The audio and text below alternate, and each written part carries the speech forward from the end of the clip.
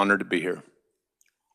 Thank you. I'm Kelly Warren, honored to represent Senate District 11, which is southern Johnson County on the east side of the county. Good morning. I'm Senator Ron Reitman, Southwest Kansas. I got a bunch of them down there, probably about 8 counties. Anyway, Dodge City Liberal, and ready to get to work. Thank you, Madam Chair. Craig Bowser. I represent Senate District Number 1 in Northeast Kansas, all of Atchison, Doniphan, Jackson, Brown, and Nemaha counties. I also have parts of Marshall County, Northern Jefferson County, and kind of northwestern Leavenworth County. Thank you. We'll come back. Go ahead. We'll keep going around. Doug Shane from Senate District 37. Thank you, Madam Chair, for having me on Judiciary. It's going to be a great committee. I represent northern Miami County and southwestern Johnson County.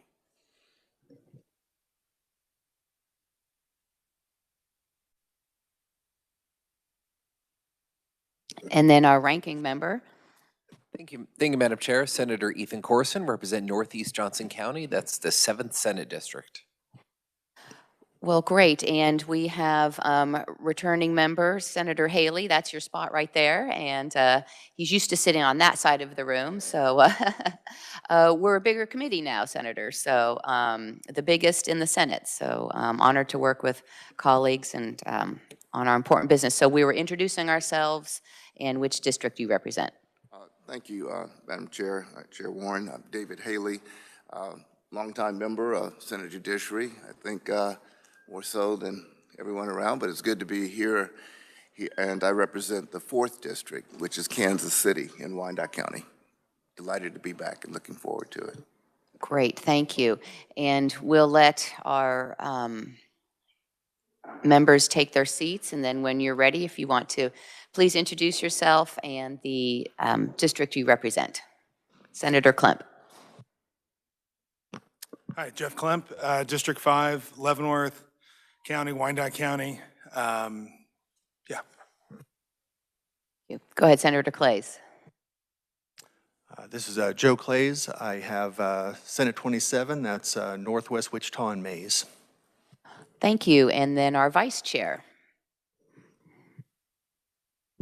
Kenny Titus, District 18, Pottawatomie, North Shawnee, and Jefferson counties. Thank you, everyone. And while our committee members do very important work serving their constituents and our state, the folks who do the majority of the work for committee is staff for the committee. So please introduce yourselves and please tell us the years of service that you have had here in the legislature. That'd be great. And we'll start with our Senate Judiciary Committee Assistant, who's returning from last session as well. Hello, Barbara Moore. As she said, Committee Assistant, and this is my 3rd year for this committee. Good morning. I'm Natalie Nelson with Legislative Research. I have been in the legislature since 2015. I have staffed Senate Judiciary since 2019. So, I'm Walter Nelson. This is my first session. You're with KLRD. Thank you. Thank you, Madam Chair. My name is Natalie Scott. I work in the Office of Reviser of Statutes. I've been there this is my 13th legislative session. I've been staffing judiciary and corrections issues for about 10 of those years, mostly on the Senate, or on the House side. So I'm glad to be making a return to the Senate side now. Good morning. I'm Chris Wagner, also from the Office of Reviser of Statutes. This is my 9th session, and I've staffed various committees on the House side, mostly Fed and State, Water, Transportation. This is my first session on Judiciary, so happy to be here.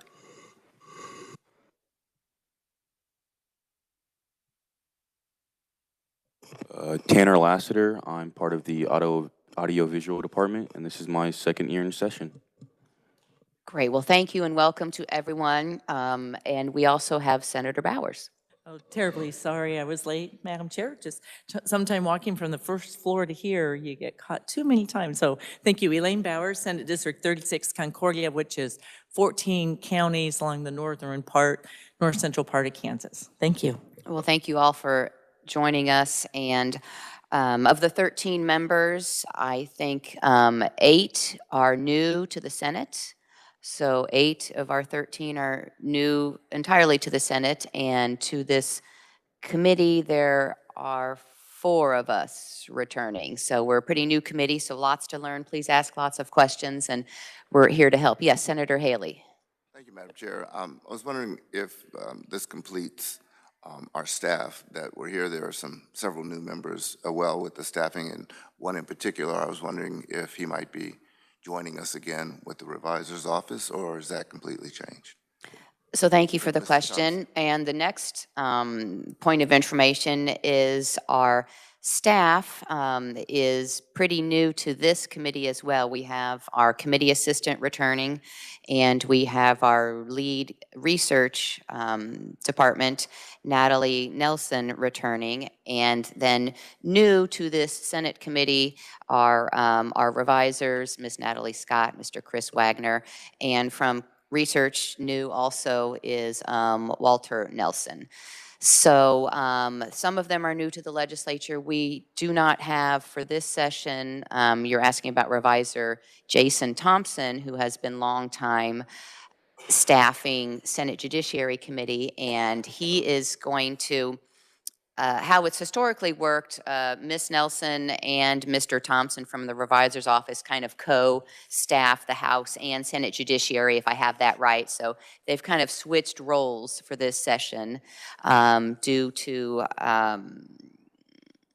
other requests that needed to be addressed through the revisor's office, if I have that right, Ms. Scott, unless you think something else needs to be added, but it was not for punishment or anything, and at least I hope not, but. So yeah, it's confidential, but personnel matters, but he will be staffing House Judiciary, and there's lots of communication going on between the two committees in any event. So we're fully staffed and with capable folks here to help us work through session.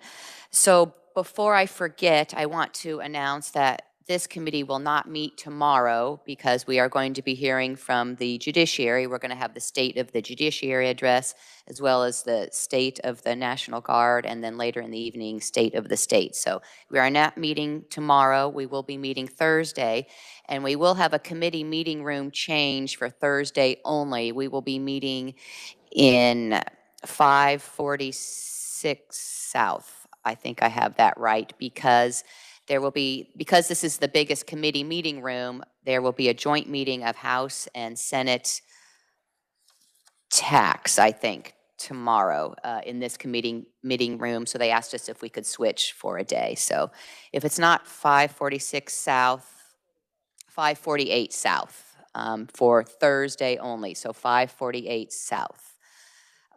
It's where utilities meets, if you are familiar with that. But another order of business, there's committee rules online and at your materials at your desk for you to review.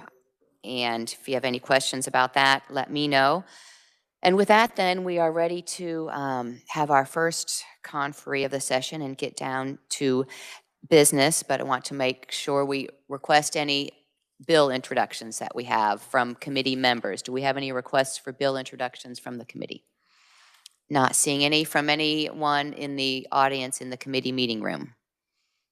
Not seeing any. So then we will ask our first conferee to please come up from the Kansas State Board of Indigent Defense Services for an update. Please introduce yourself, make sure your microphone is on, and welcome to committee. Thank you very much, Madam Chairman. My name is Heather Susna, and I am with the Kansas State Board of Indigent Defense Services. And I'm here today to give you an update on our public defense system. Let me get my computer here ready. And I'll get started. Oh, apparently it doesn't want to go. There we go.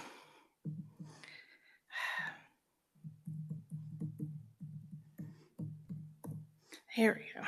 All right. I think I'm ready if you want to put the slides up. Thank you.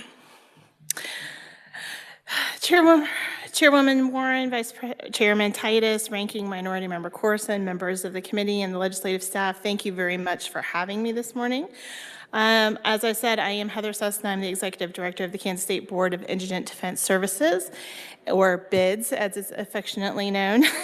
Our board oversees the Kansas Public Defender System in Kansas, and I'm here today to give you a short overview of our availability of counsel, a status report on the current crisis we're facing as a vital member of the Kansas criminal legal system, and to talk about the ways our board is attempting to address this crisis with the legislature and the governor's help.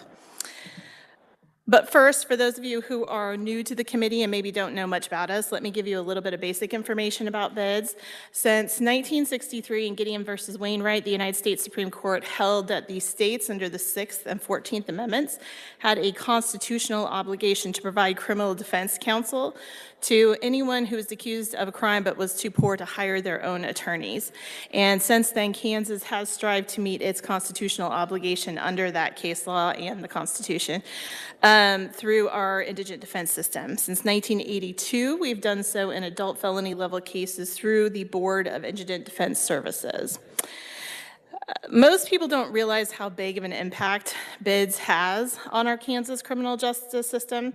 In fact, fully 84% of all adult felony level cases in Kansas charged against men and women who are too impoverished to afford their own defense attorney require appointed counsel.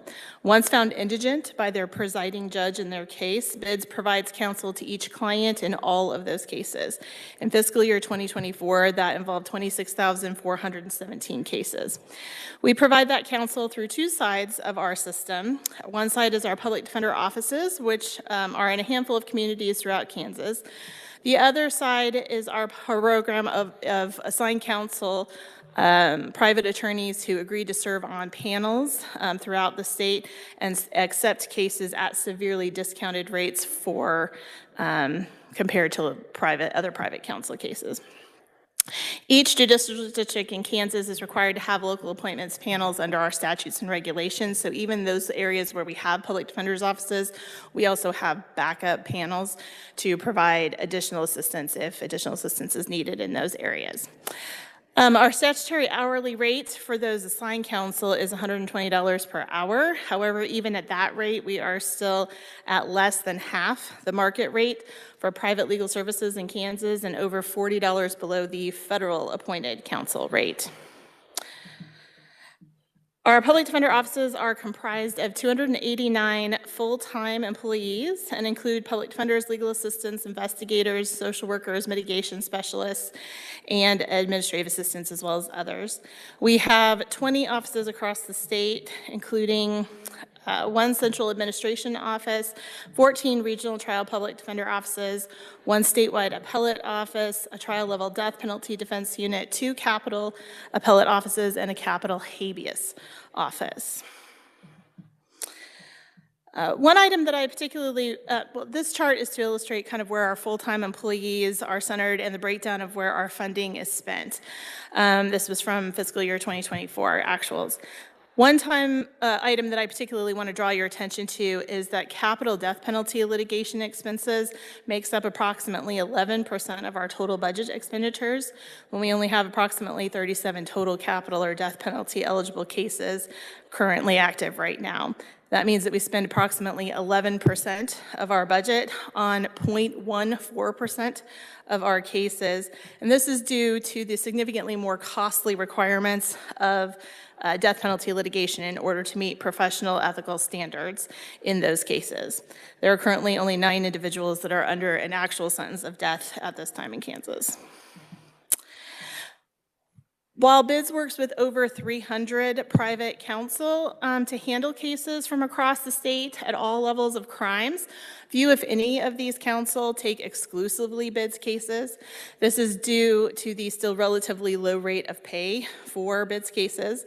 The fact that these private counsel have to supplement their income with retained clients or with non-bids appointments limits the amount of cases that they can take for us on our appointments. And as a result of that, we have shortages of counsel in a lot of areas, in fact, pretty much everywhere. And that's actually part of what I really wanted to kind of talk about a little bit today, is that I know that the Kansas Supreme Court has recently released their Rural Justice Initiative that talks about the shortages of counsel across Kansas.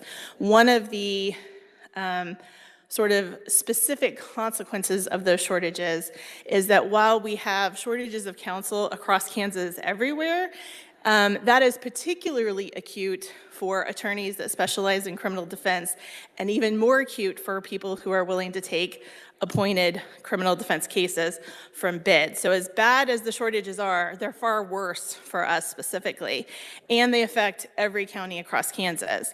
So for example, in Johnson County, which has the highest concentration of attorneys in the entire state, BIDS has assisted the Johnson County District Court with rebuilding their criminal appointments panel multiple times over the last year because there were insufficient numbers of attorneys that were willing to accept BIDS cases in that county.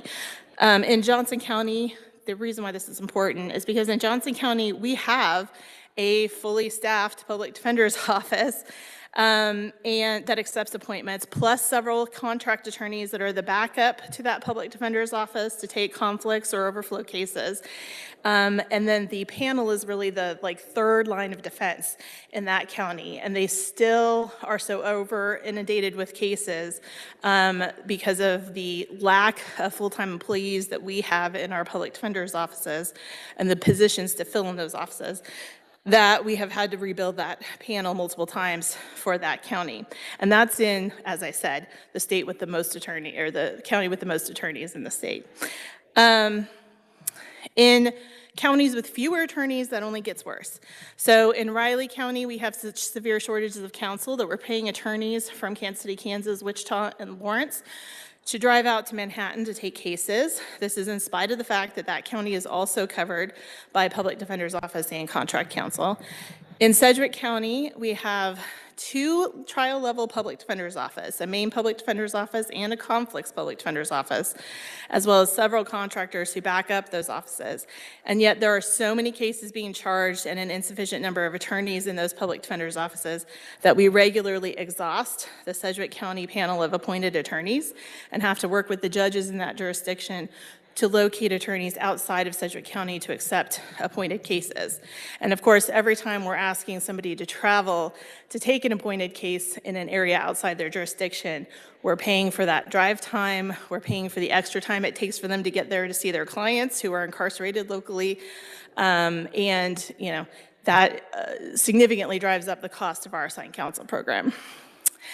In Shawnee County, which is another very populated community where we still continue to struggle with enough attorneys to take cases, we have a main public defender office, a conflicts public defender's office, and are in such insufficient numbers of full-time employees in those offices that those offices have spent almost 100% of last year in fiscal year 2024 having to take limited numbers of cases in order to control their caseloads to ethical levels.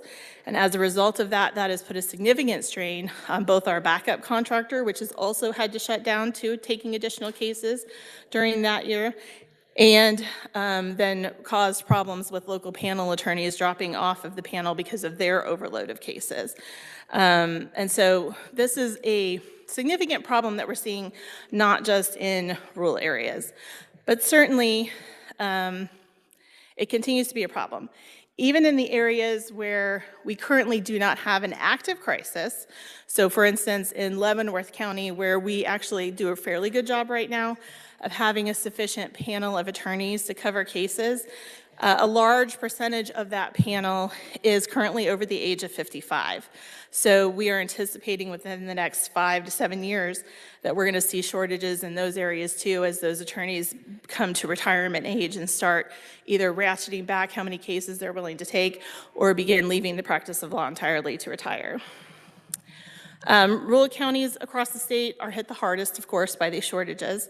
For example, according to the Kansas Supreme Court's Rural Justice Initiative report, 53 out of 105 counties have 10 or fewer lawyers in them. And of course, out of those attorneys in those rural areas, there are considerably fewer lawyers who specialize in criminal defense and are qualified to take high-level cases. A third of all current Kansas attorneys are over the age of 60. And as a result of these demographics, it's no wonder that BIDS is having to ask attorneys to travel long distances and long hours in order to accept cases outside of their normal jurisdictions. While our public defender's offices cover counties with approximately 65% of the total number of criminal cases being charged in Kansas, our public defender's offices are so understaffed due to insufficient numbers of FTEs to support those caseloads that they regularly have to temporarily refuse to accept cases to significantly modify the number of cases that they can ethically take on a weekly basis so that they're complying with our constitutional and professional ethical requirements. This is just a list of all of the counties that are covered by current public defender offices. This map in your materials shows the number of assigned counsel cases completed in fiscal year 2024 and their locations. This does not include public defender office cases. This is just our assigned counsel panels. So for instance, if you look at like Harvey County versus Reno County, it looks like Harvey County has more cases, but it actually does not. What you see there is that we have a public defender's office in Riley County that takes about 760 cases a year. And so that 337 cases that are left in Reno County is what was handled by the local private attorneys in that area. Whereas in Harvey County, we don't have a public defender. So that number is the total number of cases in the county that was handled by all of the attorneys. So that kind of gives you an idea of how those cases are spread out throughout the state. Understanding the volume of cases that we cover and the outsized role we play in the larger Kansas criminal judicial system will also help you understand why our current crisis is so concerning. Simply put, Kansas does not have enough currently experienced, qualified, and available criminal defense counsel to meet the volume of cases currently being charged by local prosecutors across the state. This severe shortage of counsel manifests itself in several ways. First of all, our lack of staffing in the public defender's office is insufficient to meet their current caseloads. As a result, we have insufficient time under the National Public Defense Workload Standards promulgated by the National Center for State Courts and the American Bar Association and the RAND Corporation to meet even the minimum constitutional standards of reasonably effective assistance of counsel under Strickland v. Washington. In Kansas, our public defenders have an average of approximately 13 hours per case per attorney. Under the workload standards, even for low-level felonies, they should have 35 hours to spend on those cases. And for high-level felonies, they should have 248 hours to spend on those high-level felonies. When our public defender offices cannot ethically staff their caseloads due to turnover or the volume of cases, or if a jurisdiction does not have a public defender's office, those cases then flow to our contract counsel or our assigned counsel panels. But when we have insufficient numbers of assigned counsel panels, that becomes a problem as well.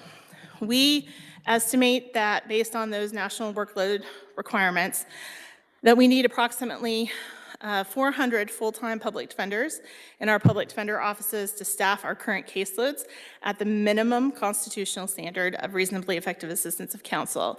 We currently have 127 trial-level public defenders. We need approximately 200 full-time private attorneys accepting nothing but BIDS cases. We have nowhere near that many private counsel whose primary work is taking nothing but BIDS appointments. As a result, we are struggling to live up to our constitutional obligations under the Sixth Amendment of the United States Constitution to provide counsel in every adult felony criminal case that requires appointed counsel. As a result, there are significant delays in the appointment of counsel in jurisdictions across the state, and many local council are overwhelmed with caseloads that are in excess of the national caseload standards and may potentially violate professional ethics requirements. Clients and judges alike are also extremely frustrated with the lack of assistance that they're receiving to deal with these issues in local jurisdictions, and I field those phone calls daily. There are several factors that have contributed to this crisis, like I said. First of all, we have no control over the volume of cases that comes in. That's partially up to the legislature and the types of crimes that you choose to make felonies and the various severity levels that are associated with those. It's also partially due to the discretion of prosecutors when deciding what cases to criminally charge. So you have to kind of think of it a little bit like a spigot that we have no ability to turn off the water on. There's also been problems with our staffing historically. In fiscal year 2022, we lost 1 out of every 5 public defenders due to low pay.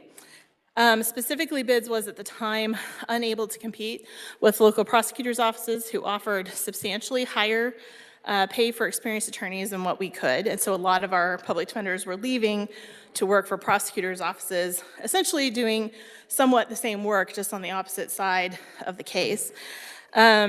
We are still making up from those severe losses, and losing experienced attorneys and staff is absolutely devastating to us. It takes a significant amount of time to bring up a brand new public defender once we hire them and turn them into an experienced trial level defender that can handle substantial caseloads and higher level cases. The good news is that a couple years ago we did get a substantial investment by the governor and the legislature to get a little bit closer to pay parity with prosecutors, and that did help decrease our turnover rate in the last couple of years. However, pay continues to be the most significant contributing factor to turnover. And this is understandable because currently public defender salaries lag almost 28% behind comparable local prosecutor salaries across Kansas. Also contributing to this jurisdiction is the fact that we do have an aging population of attorneys in the state who are retiring in increasing numbers and who are simply not being replaced by the local law school graduates. This is particularly problematic, obviously, in our more rural communities where new graduates are matriculating but not returning to those rural areas. We have significantly stepped up our national recruiting efforts and have made some inroads into hiring attorneys into Kansas from outside of Kansas. We've staffed a significant portion of our new Wyandotte Public Defender's Office with attorneys from Missouri, which I got a somewhat chiding phone call from the Missouri Public Defender System about. We've also recruited new law school candidates from Michigan, Arkansas, Oklahoma, Colorado. I mean, we're doing what we can to try to bring new attorneys in to our public defenders' offices, but when our pay is still substantially suppressed, that makes it very difficult to compete. Another contributing factor to this crisis is our lack of staffing in our public defenders' offices. Even once we have filled every single staff position in our current public defenders' offices, we still estimate that we're approximately 667 positions behind where we should be in order to staff our public defender system for all of the current cases that we have in our current offices. That includes attorneys, legal assistants, investigators, mitigation specialists, even,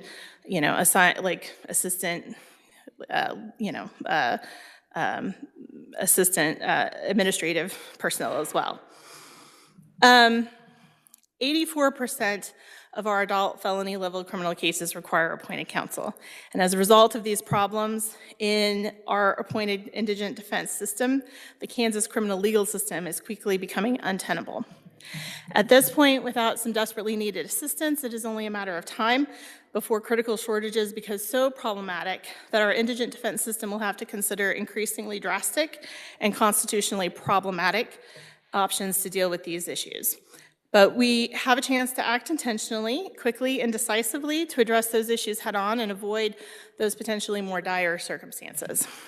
Our board over the last several years has tried to address these in a systemic way in order to alleviate some of these problems, and that's part of the reason why, frankly, this crisis hasn't quite hit the point of no return yet, because we have been able, with the legislator's assistance over the last couple of years, to try to stave off that a little bit longer, but we continue to need help. Over the last couple of years, our board has taken a practical approach to attempting to alleviate these issues. We focused on lowering our turnover rate by focusing on internal caseload controls with our implementation of a weighted caseload system within our public defender's offices, and advocated and implemented significant pay scale restructuring to provide better pay parity with prosecutors, although we still have some work to go there, obviously. We've carefully assessed the national caseload standards and calculated based on our current caseloads with the goal of giving more assistance to our panel attorneys the anticipated staffing of both our public defenders and our public defender staff so that we can reasonably provide effective assistance of counsel to as many clients as we can within our public defender's offices so that we're not continuing to put undue pressure on the panel attorneys in the areas where we do have public defender offices. Over the last couple of years, we've also requested a significant number of new staffing to address those caseloads. And while we have received some of those positions during that time, the additional positions that, for instance, we're requesting this year will not quite be enough to address our caseload problems. As I said, we currently estimate that we need approximately 667 additional FTEs eventually to address our current caseloads. We have also embarked on a project to conduct a careful review of jurisdictions that are currently underserved and who have asked for assistance so that we can consider where appropriate strategically establishing new public defender's offices where they can have the greatest impact on local judicial district needs on our clients' quality of representation.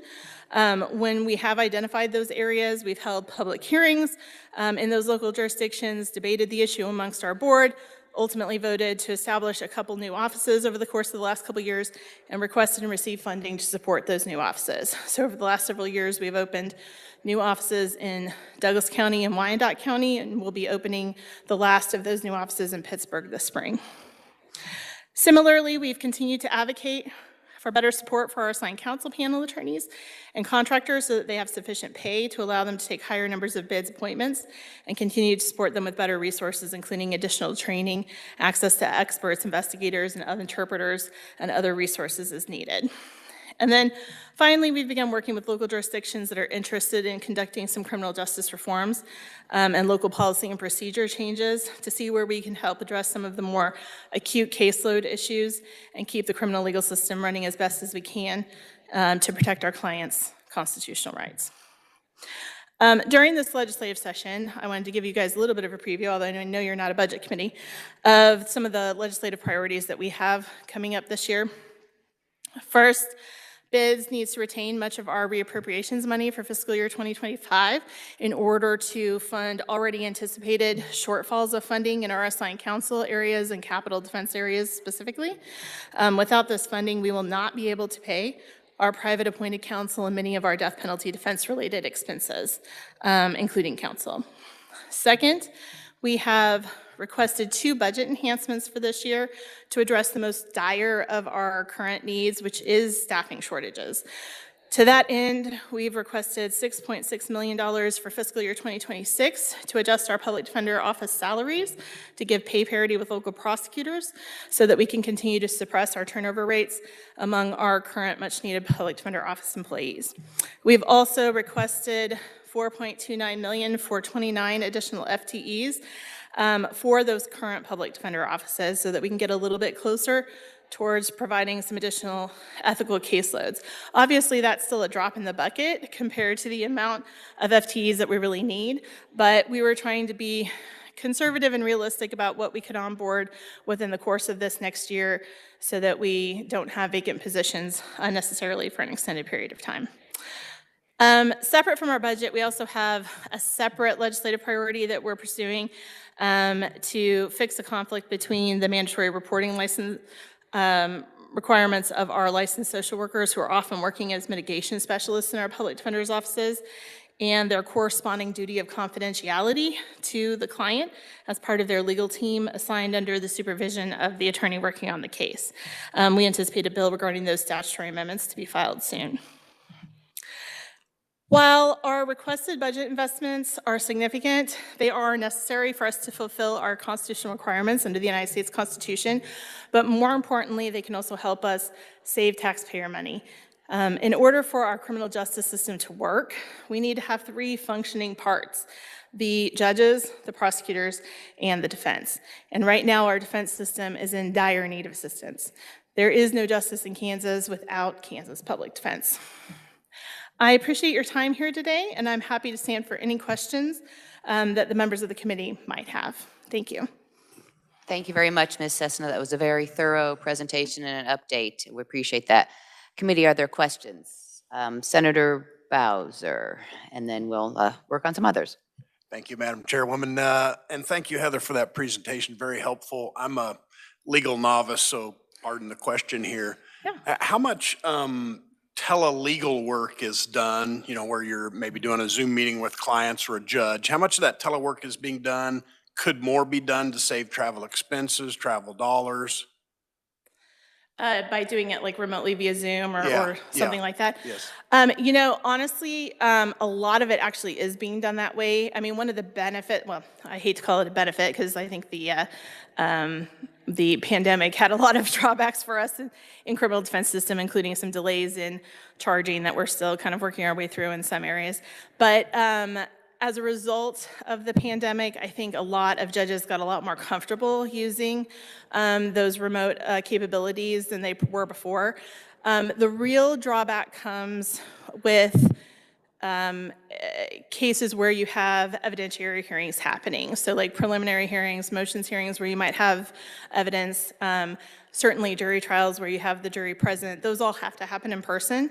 The other problem too is that while the judges have been a lot more willing to work with us on remote capabilities so that we're not having to have everybody drive across the state all the time, the local jails are not all up to date on their ability to provide access to our clients remotely in the same way. And so oftentimes, even if the local district courts are willing to do Zooms and stuff like that, it's difficult for us to have remote conversations that are private and confidential with our clients who are locally incarcerated in some of those jails.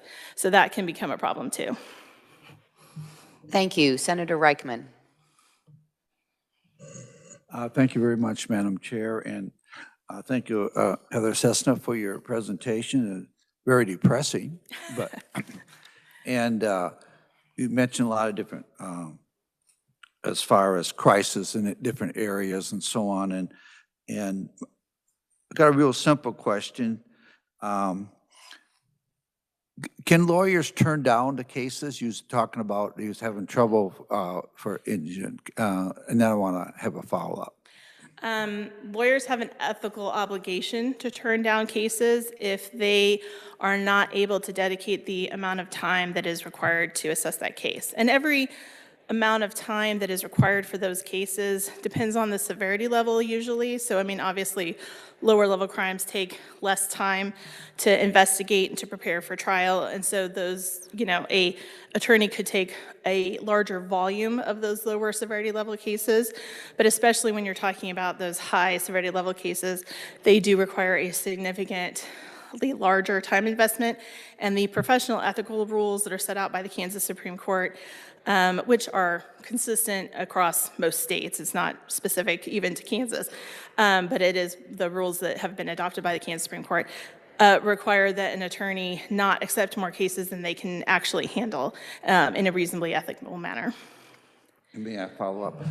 Okay, do you have an idea what percent then turns down cases? Do you have any idea? I don't have specific numbers for our private counsel because they don't have to report those kind of numbers to us. But for our public defender's offices, we keep track of every time that they have to either totally or partially refuse cases. And as I said, I mean, like in Shawnee County, I know our public defender's offices in Shawnee County had to partially refused cases for 100% of the year last year. So for instance, what that means is they were limiting the number of cases that they were accepting appointments on every week so that they could still stay open, but just not take like a full volume of what they would otherwise just get assigned to them automatically. Other offices throughout the state in the public defense side will periodically close down for a period of time and then reopen and just close down to cases entirely. So for instance, in Johnson County, our public defender's office had to refuse cases for 4 or 5 months last year in a row because they were so overstaffed, partially due to a little bit of turnover, but partially just due to lack of staffing as well. So every office is a little bit different depending on the jurisdiction, but we do keep track of those numbers. I'll let somebody else. Thank you. Thank you, Senator. Thank you, Ms. Cessna. Senator Haley. Thank you, Madam Chair, and thank you, really, Ms. Cessna, for a thorough review, as has been stated. Appreciate that so much. This is my 25th year on this committee, and bids has been an increasing concern. We're glad to see Wyandotte County finally getting a public defender's office, and looking forward to that one in Labette as well, opening up. To the shortfall, did we ever catch up from the caseloads that were impacted because of we know we did the speed trial and we had to keep moving that. And I'm wondering, is the ripple effect from the pandemic and everything being shut down, especially, did that provide an opportunity perhaps for some of the issues that you've addressed with the shortfall in council? Where are we now in terms of that ripple effect? I would say for the most part, we have alleviated those backlogs at this point. Quite frankly, the imposition of the speed trial going back into effect last year, I think helped move quite a few cases along. I think there's still cases that were charged belatedly, probably primarily in Sedgwick County, because I think they had kind of the largest number of backlog at one point, that we're still working their way through the system, but they're at least moving through the system now. And we actually have worked closely with the Sedgwick County District Attorney and the district judges down there to do some specialized assignments of counsel in order to help that process run a little bit more smoothly, or quickly. So that, I think those have largely been addressed at this point. One of the things, though, that we've noticed as a trend is that even though there were belated charging of cases after the pandemic that were on hold essentially during the pandemic, what we've seen is that prosecutors' offices continue to increase the volume of cases that they are charging every year, even since then. And so we are, even based on our current caseloads, we're anticipating that those caseloads are not going to stay where they are. They're going to continue to keep going up because of the number of cases that are being charged. And I do not have, from my position, I don't have a lot of insight into, and I suspect it probably varies from jurisdiction to jurisdiction. I don't have a lot of insight into what the prosecutors feel like is causing that increase of cases, whether that is charging decisions or the types of crimes that are being committed. I'm not really sure where that volume is coming from. That would be a question for the prosecutors. And like I said, I suspect it probably varies from jurisdiction to jurisdiction. But I don't think this is going to get better, I guess, is my long answer to your short question. And much appreciated answer, because this is it's not just a problem in Kansas. And I'm wondering too, I guess, Madam Chair, a brief follow-up, if there are best practices from other states that are also experiencing, well, some things are just, you can't, I mean, a shortfall of attorneys coming out who can accept what's usually not a good pay. Full disclosure, my daughter is third-generation attorney, born and raised in Kansas, but she's finished and she's not coming back home. Mm-hmm. So other states, best practices, she's not coming home to practice, but I just wrestle with that and wondering what other states, if there's some best practices for smaller states that are not attracting not only attorneys but other professionals that your association might look to and have employed as well. So that's a very good question, Senator. I actually have probably a little bit more insight into this than a lot of people, because I am a committee member for the National Association of Public Defense, specifically on their workloads committee, where we talk about this ad nauseum in every state across the United States, including all of those that are currently under lawsuits for their caseload problems. And one of the problems that we talk about is even if everyone was able to get the additional staffing, like their additional FTEs that they need for their individual states to supplement their caseloads, the question then becomes, where do we get those people to fill those positions? I think ironically, we're actually kind of looked at nationally as being one of the leaders in that area, which, I mean, as bad as my presentation has been, sounds kind of funny to say, but I think everybody has struggled to a large extent and has had historically less support from their local legislature and their local governors than perhaps we have over the last couple of years. Last year, we did not make much changes at all, but the couple of years before that, we did make some investments that were pretty significant and were, I think, used as an example of what people could do in other states. I think one of the solutions to the problem that you're talking about, though, with trying to recruit more people into the state. I think, first of all, the amount of people that are graduating from our local law schools and are going into criminal defense is not going to cut it to solve this issue, either for just the general attorney shortage or for the specifically criminal defense attorney shortage. So we have to be able to recruit people from other states. One of the big things that we can do to do that is a couple of the initiatives that the Rural Justice Initiative came out with, which is student loan payback based on some of those other programs in like the veterinarian and medical areas, and also incentives, particularly for attorneys who are willing to go out to those rural areas. And Senator Bowers and I, a year and a half ago, I think, went to a conference with the National Center of State Courts with the Chief Justice to talk specifically about the rural justice problem and recruiting attorneys. And I honestly think those are some of the programs that I think can make the biggest impact. And I anticipate you're going to see some bills on that this session. I'm grateful for the insight. Thank you so much, ma'am. Thank you, Madam Chair. Thank you. And we will be having a presentation, I think it's next week, regarding the Kansas Rural Attorneys Initiative. So to hear some more about that you had mentioned, and to see if that's some solution that we can bring to this issue. So with that then, Senator Titus. Thank you, Madam Chair. Ms. Cessna, what's the average salary range for a new graduate that you would offer to be a defense attorney? So our current starting salary for brand new public defenders is $62,500. And that, like I said, is about 28% below where prosecutor starting salaries are.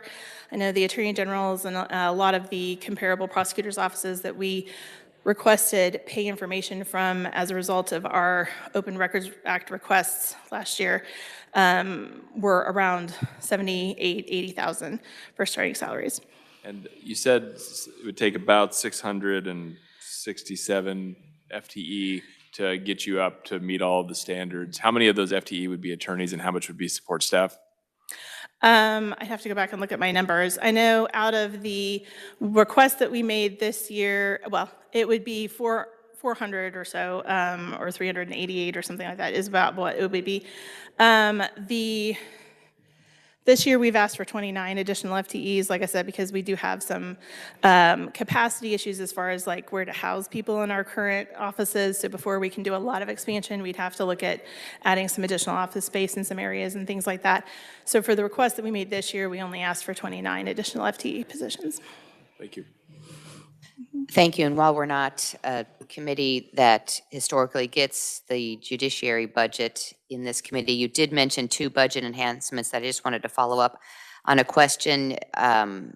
You had asked for 2 budget enhancements for the 25-26 years. What is the current budget for bids that you're operating under?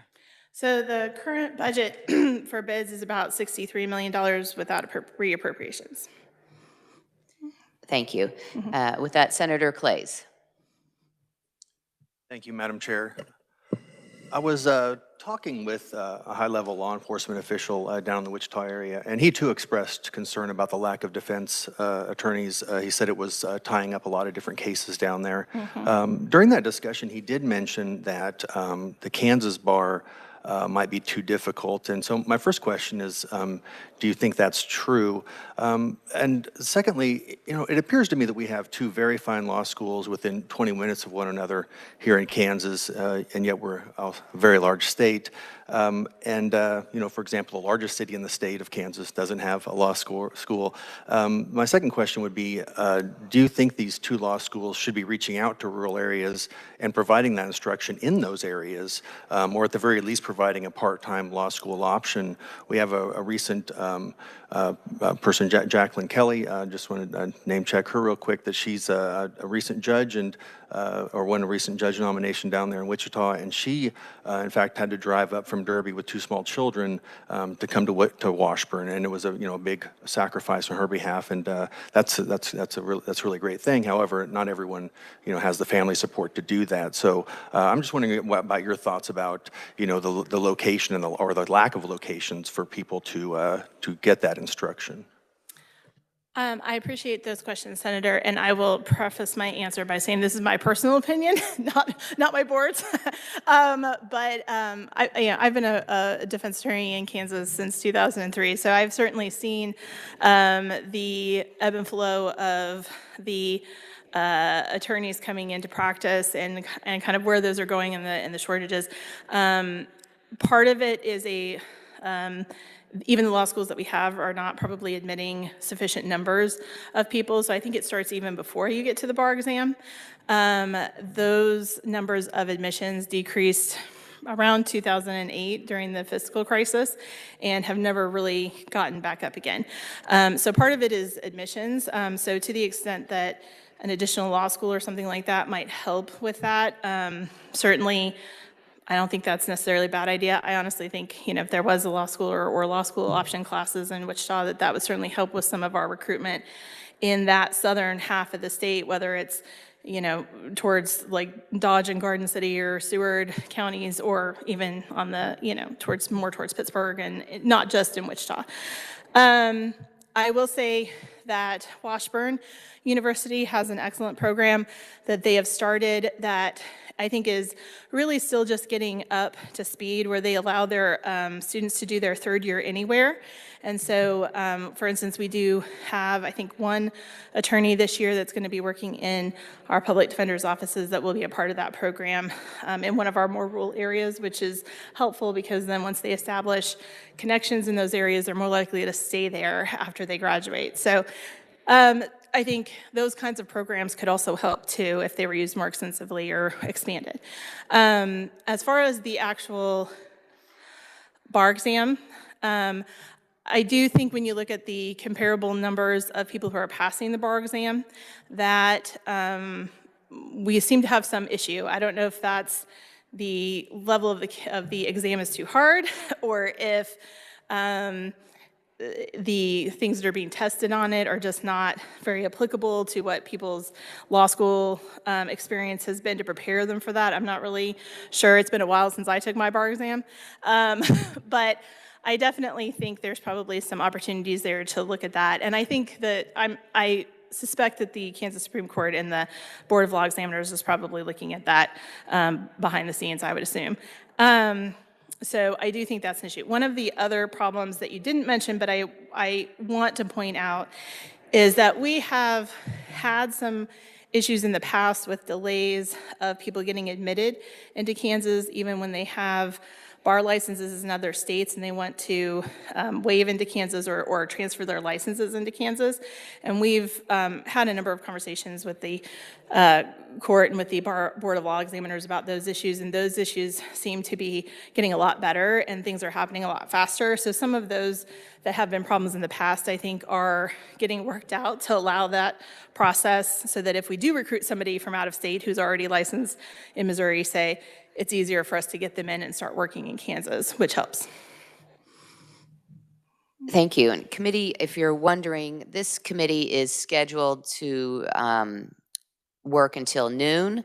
That's our regular meeting time, is 10:30 to noon. So I do realize that this is the last thing standing between us and lunch. But so I will promise to try to start our committee on time at 10:30. But we do have committee till noon if we need it. So with that, then Senator Schmidt has a question.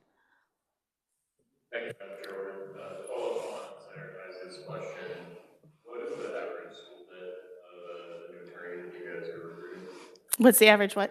School debt from undergrad and law school? What's an average school day for an undergrad? School debt. Debt, sorry. I don't know that I have those numbers off the top of my head, and I think it varies significantly depending on if you're going to a private university versus a public one. And obviously it depends on your family's capability of helping you through school. So that's certainly something I can see if I can try to figure out from some of the more national statistics, or maybe, I'm not sure if the Rural Justice Initiative did some of that research as part of their hearings, but I can definitely look into that and see if I can find that out. Thank you. And then back to Senator Haley and then Senator Rose. Thank you again, Madam Chair. That was kind of the question that I had, from between two senators, Senators Titus and Schmidt. When I was ADA, they suspended my repayment for my student loans. Is there a comparable suspension for one serving in bids? You know, as soon as I got back out after the DA's office, I had to resume the payment of that. But is there some allowance, some kind of way to assist for those that might still have that debt to wrestle with? Yeah, currently, Senator, there is a student loan repayment program for people who serve in public service qualified positions. So this could be public defenders, it could also be prosecutors. It is a national program, and the reason why I was smiling when you were asking that question is because it is, I would say kindly, a hot mess right now because there were a lot of payments that were put on hold during the pandemic, and now some of those payments qualify for your term. The long story short of it is a convoluted mess of a process, and it takes approximately 10 years to get to a point where your position is paid off. So what we have been seeing is that even when that is a helpful recruiting tool to some extent for us to bring people into our public defender's offices, because you can go take that same program for loan forgiveness with you if you leave our office to go make $30,000 more to work for the prosecutor's office, it doesn't necessarily keep people in our offices. And the extended period of time that it takes to reach that level, I think, has also been a deterrent or made it less helpful. So there is some of that out there federally, but it's a little bit like trying to, navigate shark-infested waters to figure out how to actually make it work and then to stick around long enough for it to actually pay dividends. Thank you. Thank you again. Thank you, Madam Chair. Thank you. Senator Rose. Thank you, Madam Chair. Would it help alleviate these shortages if we paid private attorneys the average rate of $250 an hour compared to $120? To some extent, I think it would help us bring more people onto our appointments panels. The problem that we get into is that you still have a limit to how many additional cases you can take for ethical reasons. And so it will, continuing to work on raising our assigned counsel rate, which for the last couple of years we've asked to actually additionally go up to $140 an hour, but we haven't received the funds to be able to do that, so that's why we're still at 120. So I imagine that we'll continue to ask for that rate to continue to go up in order to recruit more people onto those panels, but that only does so much, and it doesn't allow us the quality control over those cases that we have in our public defender's offices. So our public defenders are direct employees of our board and are directly supervised by our chief public defenders, whereas our private attorneys, they take appointed cases, but oftentimes they're solo practitioners, and other than paying their bills, we don't have much control over the quality of representation or how many cases they're taking at any given time. So that also can be a problem as well, even if we are able to draw additional people onto those panels with that higher rate. So I think continuing to increase the rate will help us get more capacity, but there's a limit to how much that capacity is really going to help in the long run. Thank you. Committee, any other questions? Then thank you, Ms. Cessna. Appreciate the very thorough information you provided, the update, and you've done a deep dive on both the issues that face the office, some possible solutions for the office, and the work that you do there. So appreciate that, and we'll be hearing more about that as a committee when we have the Judiciary come and present on the Rule Initiative. Thank you. Thank you so much for your time. Appreciate that. Committee, one of the reasons that we are scheduled till noon is you'll see that we are historically one of the busiest committees in the Senate with a lot of bill introductions, a lot of bills to work as well. So thank you for being committed to do that work. And I know some others have come into the committee meeting room, so I want to open up again requests for bill introductions if we have any other bill introductions for today. Not seeing that, make sure you get those in, as our time this session will be more limited than usual, is the plan anyway, to stick to the 90 days calendar. And with that, then, reminder, we are not meeting tomorrow. We will meet Thursday in room 548 South for one time, so that other committees can use this room during their joint meetings. So with that, then, we will then be adjourned. Thank you.